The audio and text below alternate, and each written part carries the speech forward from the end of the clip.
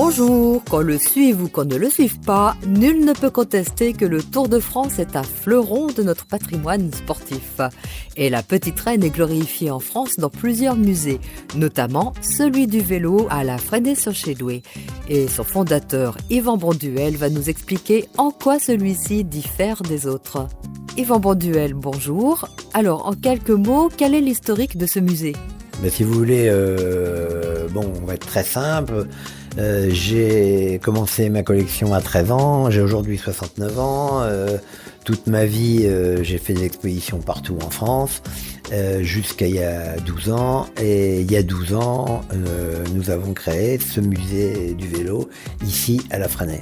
Musée du vélo, on devrait dire musée de l'histoire, de la compétition et du Tour de France en particulier, puisque nous sommes les seuls sur cette thématique. Et qu'est-ce qu'on peut y découvrir ?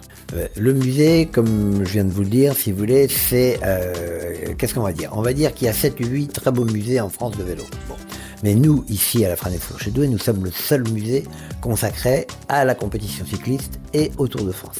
Donc ici, qu'est-ce qu'on va voir ? On va voir l'histoire du Tour de France depuis 1903, mais aussi l'histoire de la compétition à partir de 1885, c'est-à-dire de l'invention du vélo, et même 1880, on va dire.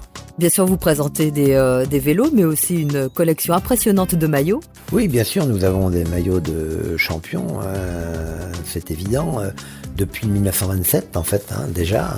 Mais en particulier, nous avons un maillot de champion de France qui nous a été offert par Drygad, nous avons un maillot de champion du monde de Louison Bobet, nous avons des maillots de Jacques Anquetil, maillots jaunes, etc. Nous avons de très beaux maillots, effectivement. Comment avez-vous fait pour récupérer toutes ces pièces ? Alors ça, c'est pareil, c'est très compliqué. Si vous voulez, ma collection a commencé quand j'étais enfant par le document, c'est-à-dire la photo. À l'époque, tous les gamins couraient après les champions. C'était extrêmement populaire pour avoir des photos, et des tas de choses comme ça. Donc j'ai commencé par le papier, on va dire. Pendant 15 ans, je n'ai collectionné que le papier, affiches, photos, cartes, etc. Et puis progressivement, dans mes expositions, je me suis aperçu que les gens avaient besoin de concret, de voir des choses. Donc là, je me suis mis au vélo. Et après, le vélo est venu progressivement. Mais la collection s'est fait beaucoup par troc et par connaissance. On voit que le vélo est une vraie passion pour vous. Ça vous est venu comment ? Alors ça, c'est une question à laquelle je ne peux pas répondre. Ça m'est tombé dessus comme ça. Disons en 1955 à peu près, avec le début de Louison Bobet, les exploits de Louison Bobet, je devrais dire. Voilà, j'étais passionné comme tous les gamins de l'époque, mais j'étais pas prédisposé à ça. Dans ma famille, personne ne faisait de sport et personne ne s'intéressait au vélo. Dans ce musée, on trouve bien évidemment nos champions sartois, mais pas seulement, il faut le préciser.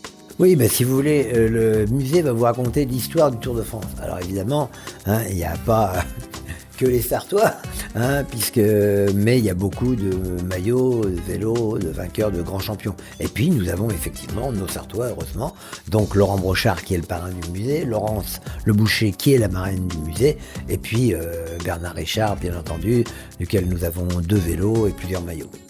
Dites-nous, y a-t-il une pièce ou même plusieurs dont vous êtes particulièrement fiers ? Tout est une fierté, si vous voulez, parce que c'est un ensemble. Il ne faut pas considérer les pièces à l'unité. Dans ce musée, on va vous raconter une histoire, l'histoire de la compétition. Et donc là, tout ce qui va nous faire progresser dans l'histoire va être intéressant. Sachant que moi, je suis plutôt historien, entre guillemets, archiviste. C'est ça qui m'intéresse. Donc les objets viennent en complément de l'histoire. Qui vient visiter ce musée ? Eh bien, j'ai envie de dire tout le monde.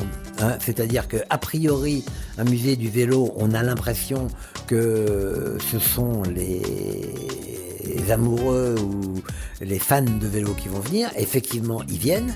Mais c'est vrai que, loin de les négliger, à la limite, je suis plus heureux, pas plus heureux, mais tout autant quand ce sont justement des gens qui, a priori, ne sont pas passionnés et qui ressortent en disant « Ah, oui, si on avait su, on serait venu plus tôt parce qu'effectivement, là, on a l'histoire, on a le patrimoine. Le Tour de France, vous savez, c'est un patrimoine et tout le monde, même si on ne l'a pas aimé, tout le monde l'a vu passer devant sa porte. C'est un patrimoine, donc... Pour finir, pouvez-vous nous rappeler quelques indications pratiques pour trouver le musée, les horaires ? Alors il y a un site internet bien sûr, et le musée est donc situé à Lafresnaye-sur-Chédoué, à 15 km au milieu d'un triangle de 15 km entre Mamers, Alençon et Le Mel-sur-Sarthe. Nous sommes ouverts du 1er avril au 30 septembre pour les individuels et pour les groupes, et nous sommes ouverts pour les groupes de plus de 12 personnes toute l'année. Merci beaucoup Yvan Bonduel. M72, la web radio sartoise.